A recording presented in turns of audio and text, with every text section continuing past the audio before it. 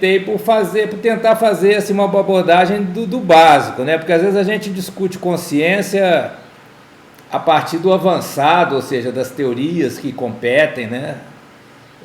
Mas às vezes falta a gente iniciar a discussão do básico, até com um pouquinho de história, né?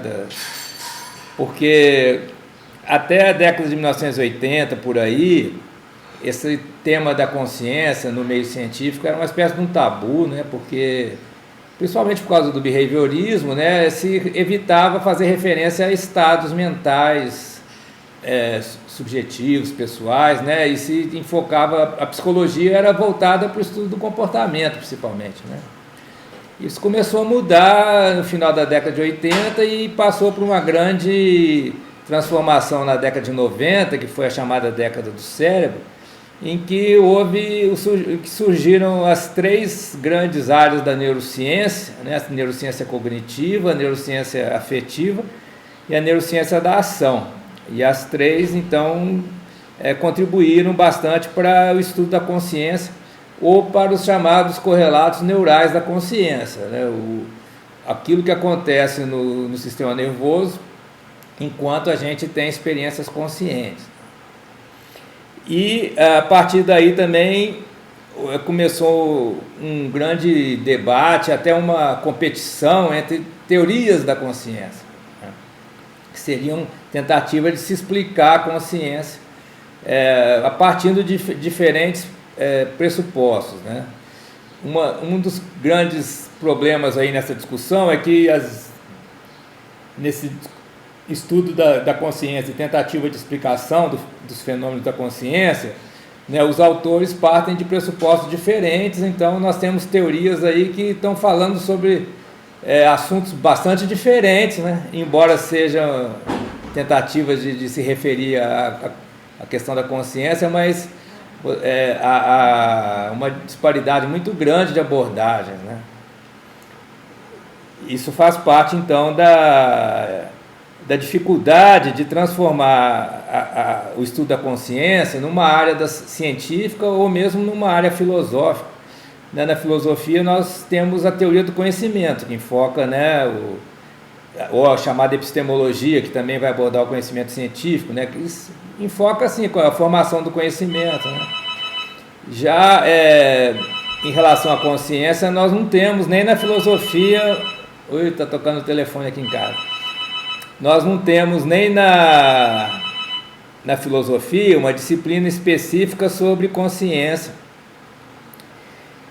embora haja muita afinidade ou muita interação entre a teoria do conhecimento e a teoria da consciência, porque a consciência envolve o conhecimento, mas a consciência não se reduz apenas ao conhecimento. Nós temos também as sensações, emoções, afetos e também o controle da ação, do comportamento, que vão além da teoria do conhecimento. Então, uma teoria da consciência, ela teria que abordar essas três funções, né? A função sentir, se emocionar, estados de humor, né?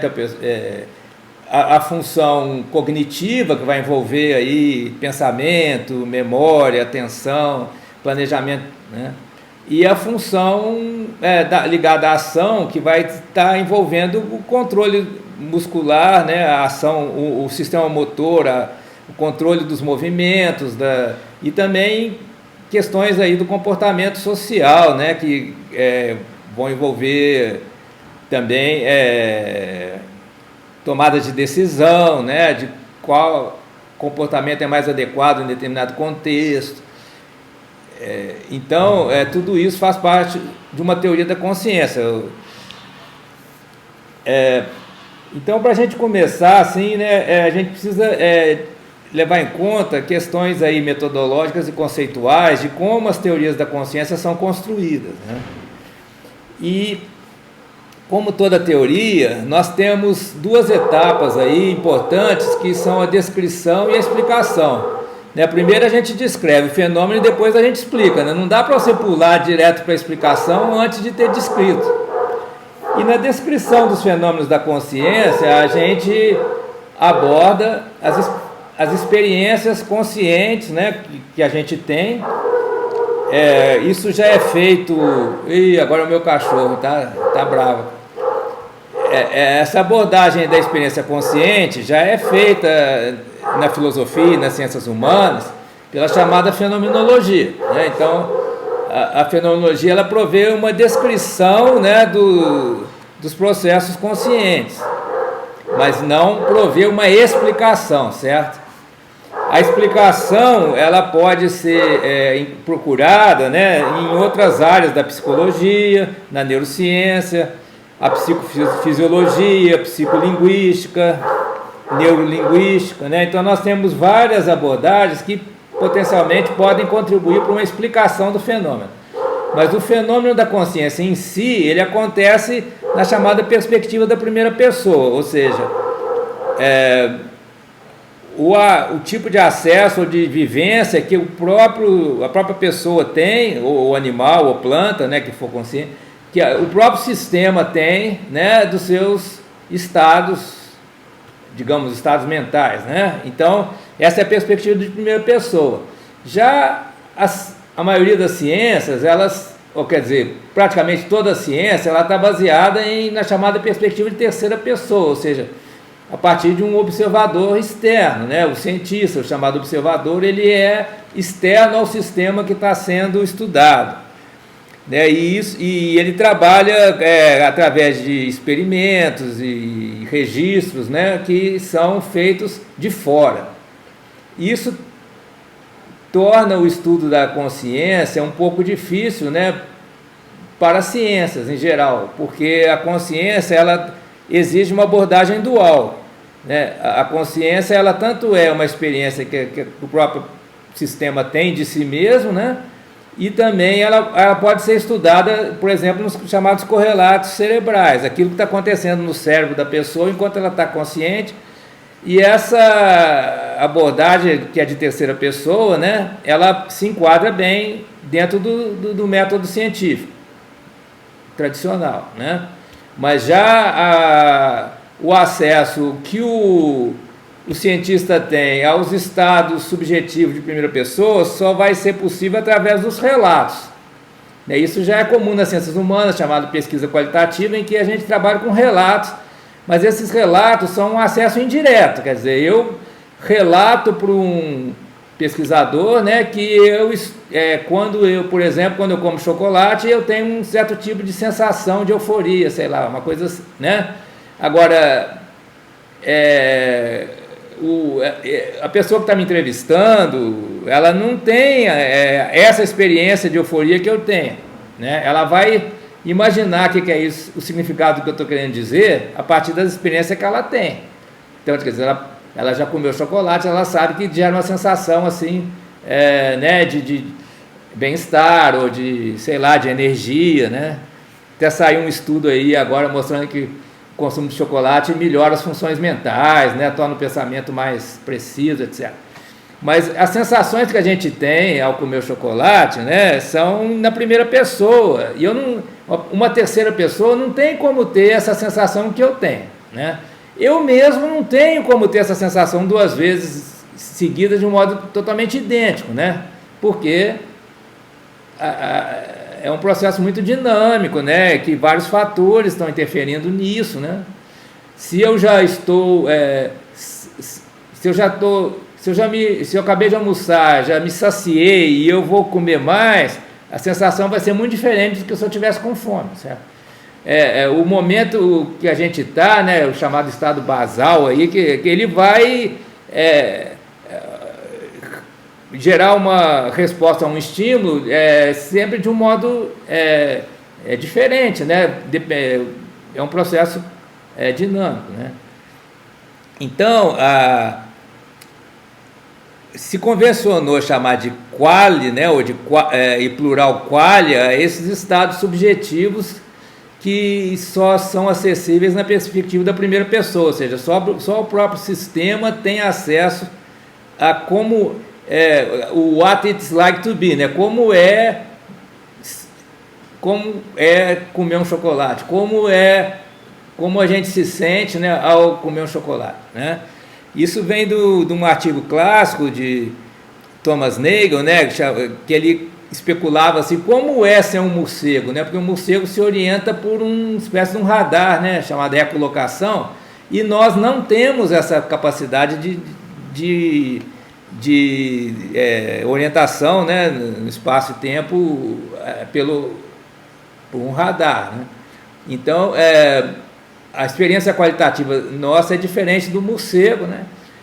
E essa experiência qualitativa, que é chamada de qualia, que seria o aspecto de primeira pessoa, né? E a neurociência, ela trabalha, a neurociência e as outras ciências, né, trabalham na perspectiva de terceira pessoa, sendo que na pesquisa qualitativa a gente tem um acesso indireto às experiências de primeira pessoa por meio dos relatos, mas os relatos são traduções numa linguagem, né, dos estados subjetivos vividos pela pessoa, em primeira pessoa, né? E essa tradução de uma experiência, por exemplo, de dor ou de prazer para a linguagem e depois a recepção, né, pela pessoa que está entrevistando, né, isso aí vai haver uma grande perda, né, das qualidades experienciais, né, experienciadas, certo? É muito diferente você ouvir o relato de alguém sentindo dor e você está sentindo a dor, né? Eu acho que todo mundo concorda em relação a isso, né? Essa diferença entre a perspectiva de primeira pessoa e de terceira pessoa deu origem ao problema mais famoso aí da teoria da consciência, que é o chamado Hard Problems, né, que foi formulado pelo David Chalmers em 1995, num artigo que saiu no Journal of Consciousness Studies e que depois foi ampliado e se tornou um livro, né, chamado The Conscious Mind, que fez muito sucesso e marcou bastante o estudo da consciência desde a década de 90. O que é o Hard Problem? É a impossibilidade de, através de uma dedução, a gente explicar os estados qualitativos a partir de estados conhecidos na terceira pessoa, né? Quer dizer, a perspectiva de primeira pessoa não seria dedutível da perspectiva de todos os dados que a gente pode coletar na perspectiva de terceira pessoa. Ou seja, então, mesmo que a gente saiba tudo sobre o cérebro de uma pessoa, a gente não vai conseguir deduzir o que a pessoa está sentindo, pensando, querendo, né? Isso seria o hard problem. Tem muitas interpretações estranhas do hard problem, mas a intenção original do autor era essa. Ele se baseia no estudo do Thomas Nagel, né, dessa questão dos qualia, do what it is like to be, e ele argumenta então que o problema difícil é esse, é explicar, em termos do modelo científico, nomológico dedutivo, né, explicar os estados subjetivos, qualitativos, conscientes, a partir de dados, registros feitos, né, objetivamente pela ciência no método científico convencional, certo? Então, isso aplicado na neurociência gera essa situação, que mesmo que a gente conheça tudo que há para conhecer na perspectiva de terceira pessoa sobre o cérebro de uma pessoa, a gente não vai conseguir deduzir o que essa pessoa está pensando, sentindo, etc., né? E aí a situação se agrava um pouco quando a gente vai para o plano de discussão de conceitos, né? Os conceitos que nós temos na física, na biologia e na neurociência são conceitos diferentes dos conceitos que estão no domínio da experiência, né? Então, por exemplo, o conceito de dor, certo? A gente não tem esse conceito na física, nem na biologia, nem em outras ciências, né? Como alguma variável que você possa medir, né? Você não existe um aparelho para medir a dor, certo? Como é que se faz para ter uma medição indireta da dor, né? Se usa alguma interface, né? Por exemplo, aquela escala de faces, né? Em que se pede para a pessoa só falar a dor que você está sentindo nessa escala que vai de 1 a 10, aí você tem aqueles rostinhos, né? Assim, né? A pessoa diz, é o número 6, certo? Mas isso é um relato que a pessoa faz, ela está passando por uma linguagem visual, né? A sensação que ela tem, mas o o cientista não tem como ter um acesso direto àquela sensação de dor que a pessoa tem, certo? Então esse seria o problema difícil da consciência. E aí os autores se dividem, né, em relação a isso. Alguns dizem, como o Dennett, que é um problema falso, né, porque seria uma fantasia, assim, esses qualis, né, que o que a ciência tem mesmo para estudar são aquilo que a gente pode observar, medir e fazer experimentos, né, que seria o cérebro, o comportamento. Mais precisamente, né, seria a ideia de que todos os conceitos psicológicos aí para estados afetivos, estados qualitativos, seriam como, né, metáforas ou modos de expressão, mas que não corresponderiam a algo de realmente algo real, né? Seria, ou alguns falam em realidade virtual, né? Seria, então, as nossas sensações, sentimentos e conhecimentos, né? Tudo aquilo que é qualitativo estaria no plano aí de uma realidade virtual, né? É a posição do Revonsul, né? Um finlandês aí também que trabalha com isso, né? Então eu estou traçando um panorama aí para o Celson continuar, né? Então, levando em conta essa dificuldade, o hard problem, desde a década de 90 existe uma ideia metodológica, uma proposta metodológica que foi formulada no artigo do Chris Fritsch com colaboradores, que é a seguinte: a ideia de uma triangulação metodológica, né? Então, para a gente estudar a consciência, precisa estudar cientificamente a consciência, nós temos que ter registros, né? Por exemplo, esse eletrocefalograma, ressonância magnética funcional, registros, né, da atividade cerebral, ou registros do comportamento, né, vídeos que são filmados, etc. Temos também que ter alguma forma de ter um relato, quer dizer, o próprio sistema, o próprio animal relatar o que está sentindo, certo? Isso, no caso humano, é muito mais fácil, né? Mas existe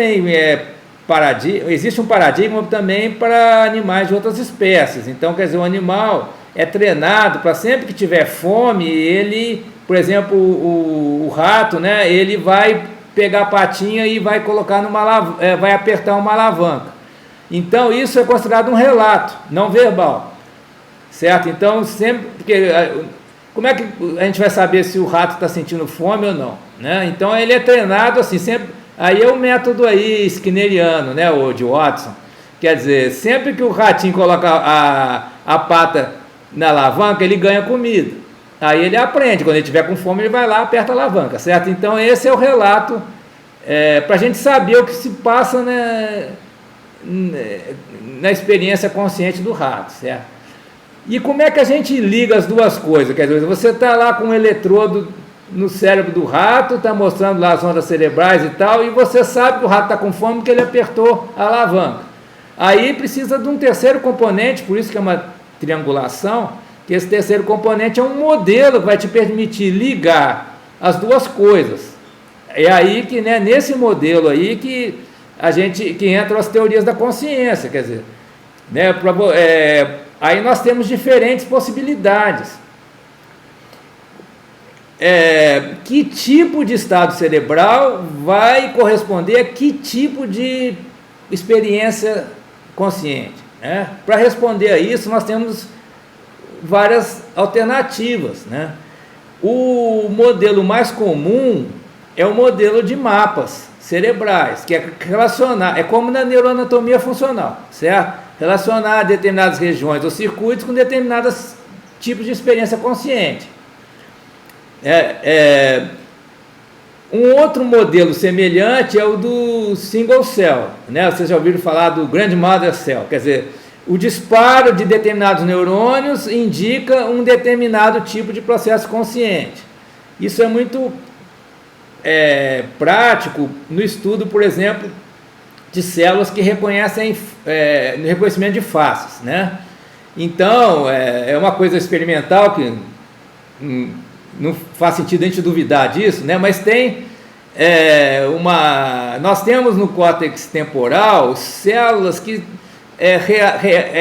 disparam, respondem exclusivamente para uma determinada face, né? Então, vocês devem ter ouvido falar daquele experimento da célula da Jennifer Ashton, né? Que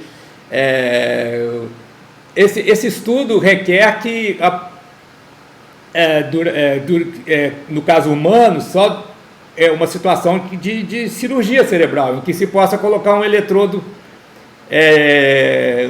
fininho, né, numa célula lá dentro do cérebro e registrar, então, que quando aparece o rosto da Jennifer Ashton, aquele neurônio dispara, e só dispara quando aparece o rosto da Jennifer Ashton, certo? Então, esse é o paradigma chamado single cell, ou seja, que a experiência qualitativa corresponde ao disparo de um determinado neurônio, né? Só que isso funciona para faces, mas não funciona para outras coisas, né? Esses modelos chamados localizacionistas, de relacionar certos tipos de experiência com certo tipo de circuito cerebral ou região cerebral, funciona bem para estímulos de figuras, né? Processos cognitivos mais simples, né? Agora, isso não funciona, por exemplo, para estados afetivos, emocionais. Pouco se avançou nisso, né? Por exemplo, a gente sabe que a amígdala, que é uma estrutura pequena do sistema límbico, ela correlaciona com o medo, né? A sensação de medo. Só que isso não significa que o medo está acontecendo dentro da amígdala, certo? A amígdala dispara uma reação do sistema como um todo frente a uma ameaça, uma situação de perigo, né? Então há um disparo de sinais, e aí a pessoa sente medo, mas não dá para você correlacionar, para se chegar aplicar esse modelo de forma literal e você dizer que o medo está localizado na amígdala, né? Porque o medo está no corpo inteiro, você vai ter liberação de várias substâncias químicas aí, né, no corpo inteiro, não está na amígdala. Então, tem outras teorias que levam mais em conta a atividade global do sistema, né? A mais famosa é a teoria de espaço-trabalho global, do Bernard Bass, só que é uma teoria baseada na informática, na computação, não é uma teoria, originalmente não era uma teoria biológica, certo? Então, tem uma certa dúvida de que como seria esse espaço de trabalho global no cérebro, porque existe uma série de especializações, né, das regiões cerebrais, e então não dá para a gente dizer que o cérebro inteiro esteja o tempo todo participando de todos os tipos de estados conscientes que a gente tem, porque a gente sabe certos tipos de processos conscientes vão estar mais relacionados com determinadas regiões, né? Tem outras teorias interessantes que vão dizer que a experiência consciente não está ligada à distribuição do processamento no espaço, mas está ligada ao tempo, né? Que é um conceito já na filosofia, já vem com Kant, né? Kant diz o tempo é o sentido interno, né?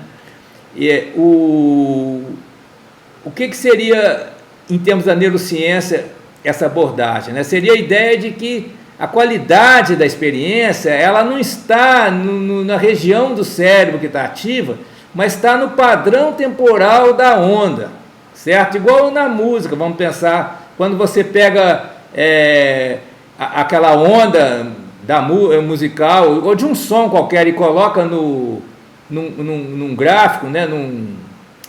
Como é que chama isso?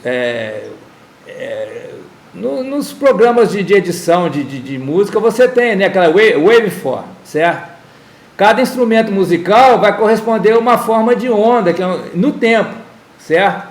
Então a qualidade do timbre estaria ligado à forma de onda, que é uma distribuição da energia no tempo, não é algo espacial. Então a ideia seria o seguinte: qualquer parte do cérebro, em princípio, poderia instanciar qualquer estado qualitativo.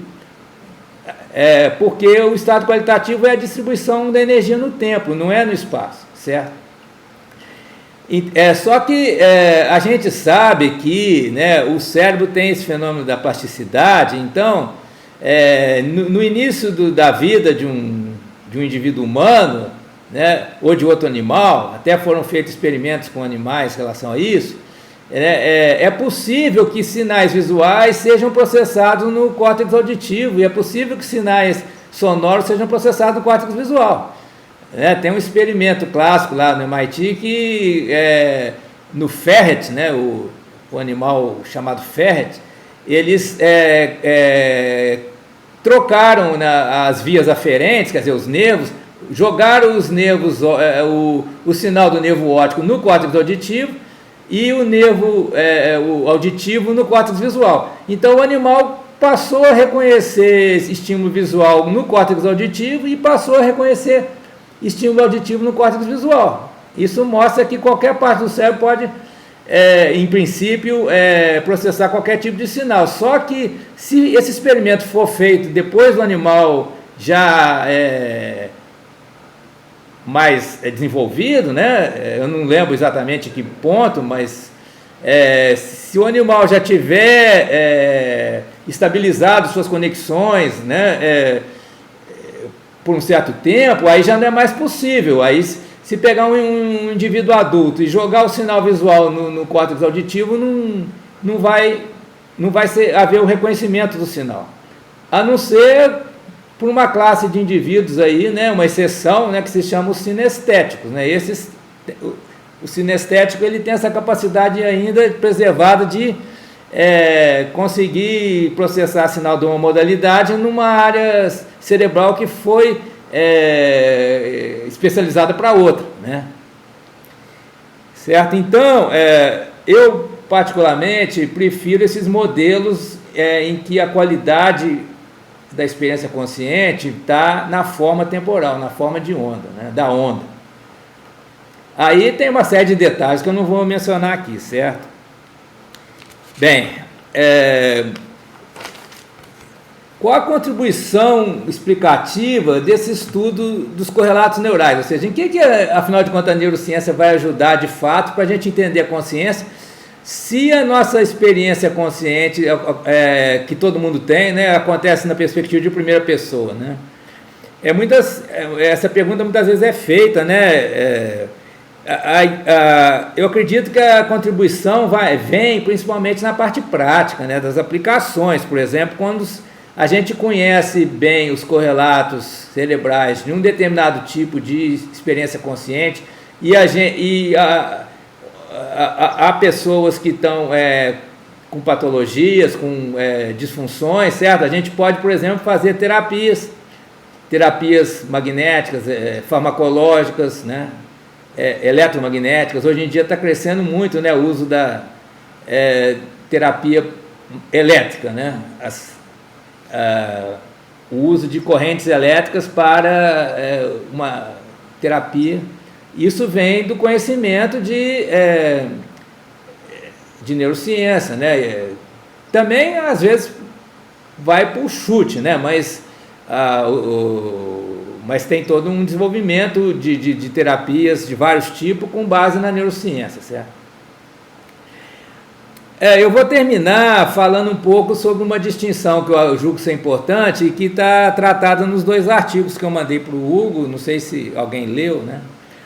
Que seria a distinção entre sentiência e consciência. Tá? A sentiência seria uma ciência, né? A ciência do sentir, que estudaria a capacidade de sentir que pode ser detectada pela presença de determinados padrões dinâmicos no sistema. E pode ser qualquer sistema, não precisa ser necessariamente o sistema nervoso ou o cérebro. A sentiência pode ser estudada num sistema musical, no estudo de uma composição musical, certo?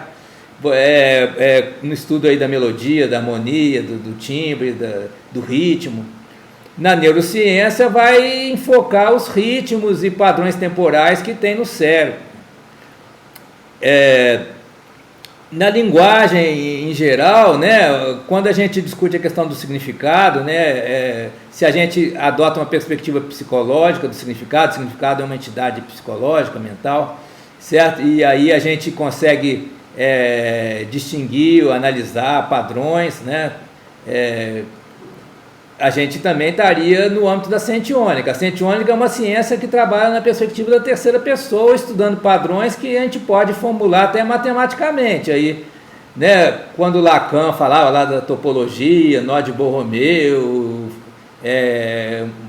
o strip, Moebius strip, né, não sei como é que traduz isso, fita de Moebius, etc. Isso aí são abordagens da ciência, né? São abordagens objetivas, com modelos matemáticos, etc.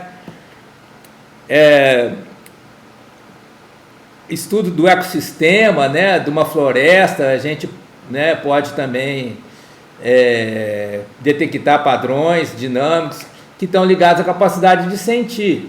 Mas na ciência não se estaria estudando os qualia. Aí seria uma outra abordagem, né? Os qualia a gente não tem como estudar dessa maneira, né? Que seria o que a gente poderia chamar de qualiônica, fazendo uma analogia sentiônica, qualiônica seria o estudo do qualia, mas os qualia são da perspectiva de primeira pessoa. Aí nós temos o chamado hard problem, né? Formulado por Chalmers, de que nos falta uma ferramenta, né, para um estudo científico dos qualia. E essa questão ainda não foi resolvida, certo? Então, a qualiônica seria uma ciência do futuro, sei lá, né? Talvez. Né? Então, eu vou encerrar com essa distinção, né? E depois do Celson a gente debate as questões que, porventura, vocês tiverem, certo?